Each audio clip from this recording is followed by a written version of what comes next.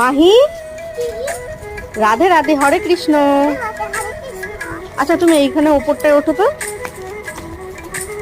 আচ্ছা মাহি, তুমি গীতা পড়ো? আচ্ছা, তোমার গীতার কত অধ্যায় চলছে? তৃতীয় অধ্যায় চলছে। আচ্ছা তুমি গীতার সর্বপ্রথম শ্লোকটা বলো দেখি।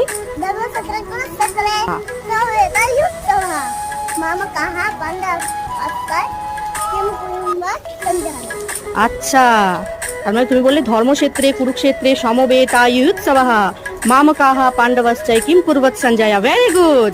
আচ্ছা রাধে রাধে মাহি, তুমি এই শ্লোকটার মানে জানো? রাজা বলছে যে সঞ্জয়কে যে আমার পুত্র আর পাণ্ডবরা